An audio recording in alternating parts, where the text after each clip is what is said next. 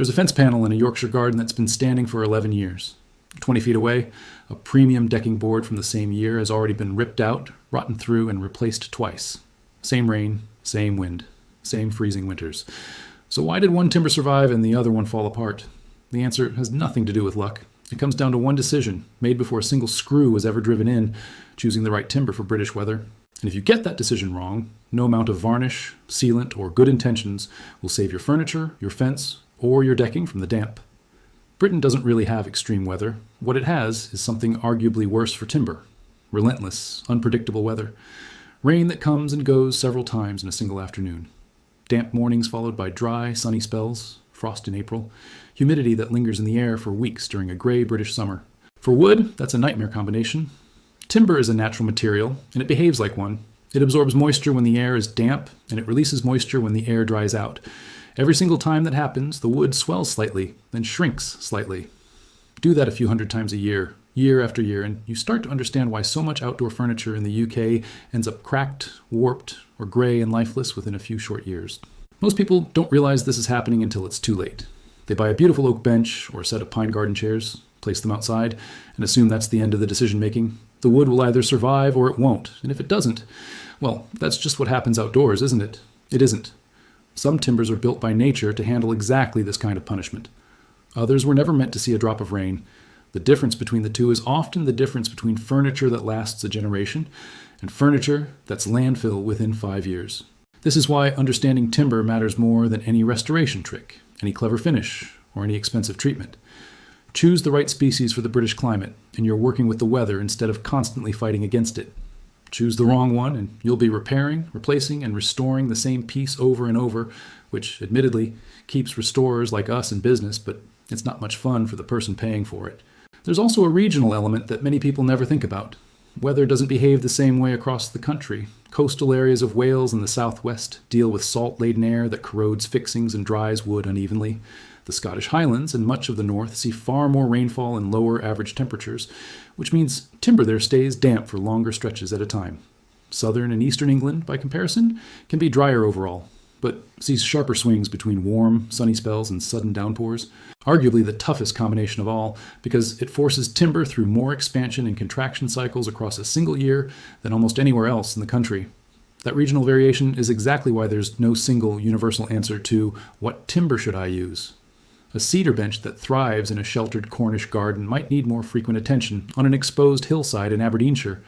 Understanding your own local conditions, not just the national picture, is part of making the right choice.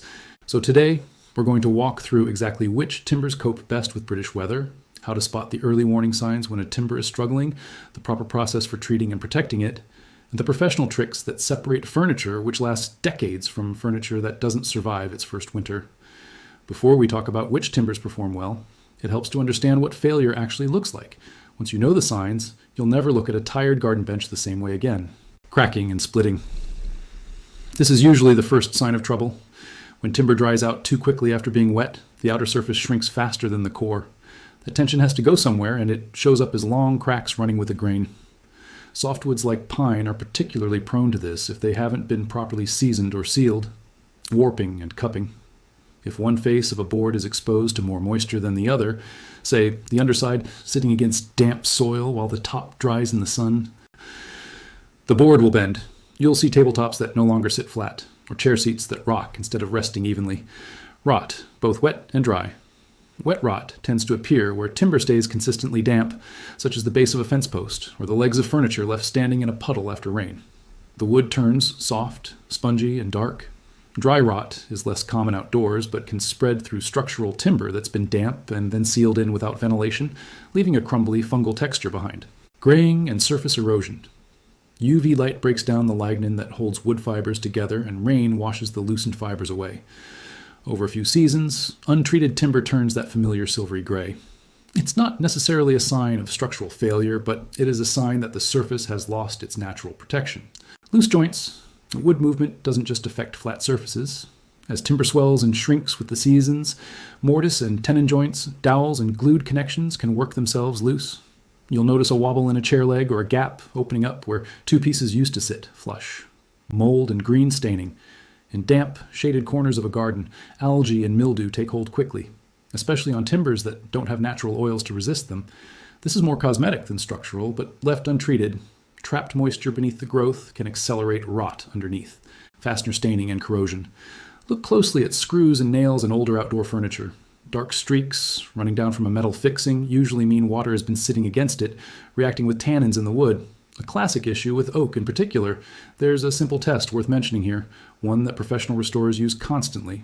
Press a flat-bladed screwdriver gently into a suspect area of timber, particularly near ground contact or around joints. Sound, healthy wood will resist with a firm, solid feel. If the blade sinks in easily or the wood feels spongy and crumbles away, you're dealing with active rot, and the damage almost certainly extends further than what's visible on the surface. This single check can save hours of unnecessary sanding and treatment on a piece that actually needs structural repair or replacement of the affected section. It's also worth learning to tell wet rot and dry rot apart because the response to each is different. Wet rot stays localized to the damp area, and once that moisture source is removed and the timber dries out, it generally stops spreading. Dry rot, despite the name, needs moisture to start but can then spread through timber that's since dried, sending thread-like strands across masonry and adjoining wood in search of new sources of dampness.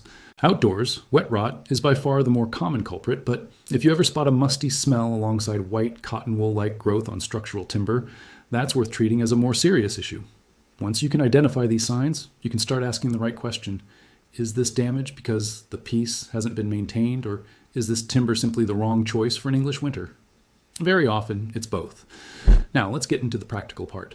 How to choose timber that suits our climate and how to treat it properly so it actually lives up to its potential. This trips a lot of people up. Hardwood and softwood don't actually refer to how hard the wood feels. They refer to the type of tree it comes from. Broadleaf trees like oak and ash produce hardwood. Coniferous trees like pine and spruce produce softwood. And weather resistance doesn't automatically follow that split. Some softwoods, like cedar, are naturally superb in wet conditions, while some hardwoods, like ash, struggle badly outdoors without serious treatment. Oak is the timber most closely associated with British craftsmanship, and for good reason. It's dense, strong, and contains natural tannins that give it real resistance to rot and insects. Properly seasoned English oak can handle decades outdoors with minimal intervention, which is why you'll still find genuinely old oak gates and beams standing in fields and farmhouses across the country. Its main weakness is those same tannins.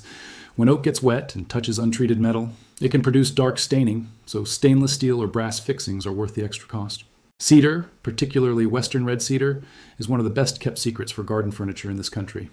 It contains natural oils that repel moisture and deter insects without any chemical treatment at all. It's lightweight, doesn't warp easily, and ages into an attractive silvery tone if left untreated, or keeps its warm color beautifully if oiled regularly. Larch is a softwood that behaves almost like a hardwood when it comes to weather resistance. It's dense, naturally resinous, and widely used for cladding and decking across Scotland and the north of England, where conditions are even harsher than the national average. If you're after something more affordable than oak or cedar, but still genuinely weather-hardy, larch deserves serious consideration. Teak has an excellent reputation for outdoor furniture, and it's earned. Its natural oils make it almost immune to rot, without any finishing at all. The catch is that most teak isn't grown in the UK, so it comes with a higher price tag and a bigger carbon footprint. It's a fine choice for premium furniture, but not always necessary when British-grown alternatives like oak and larch can do a similar job closer to home. Pine is everywhere in budget garden furniture, and it's not inherently a bad timber, but untreated pine has almost no natural resistance to moisture. Left outside without pressure treatment and a proper finish, it can start showing rot within a single wet winter. If you're working with pine, treatment isn't optional. It's essential. Ash and beech are wonderful timbers for indoor furniture, prized for their strength and beautiful grain, but they're genuinely poor choices for anything outdoors. They absorb moisture readily and offer very little natural rot resistance. If a client brings you an ash garden bench that's falling apart after 3 years, it's not a maintenance failure. It's the wrong timber for the job from the start. Not every piece of outdoor furniture faces the same conditions. A bench under a covered pergola experiences far less punishment than a table sitting fully exposed on an open patio. When advising on timber choice, always consider direct rain exposure, how much sun the piece gets, whether it sits near soil or grass that holds moisture, and how well air can circulate underneath and around it. Furniture with good airflow beneath it, raised slightly off the ground rather than resting flush on paving or soil, will always outlast furniture that traps moisture underneath.